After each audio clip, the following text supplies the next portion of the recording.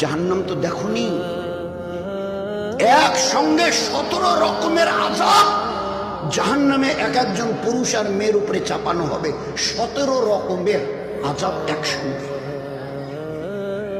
1000 বছর ধরে জাহান্নামের আগুনের জ্বলন, সাপের কামড়, ফেরেশতাদের লাঠির পেটাই, চিৎকার করতে করতে এ আল্লাহ, এ আল্লাহ, এ আল্লাহ, মরে গেলাম, আর বরদাস্ত হচ্ছে না, হয় এখান থেকে বাঁচাও, হয় বাঁচাও, আর নয়তো মেরে শেষ করে দাও, এই আযাব আর সহ্য করতে পারছি না।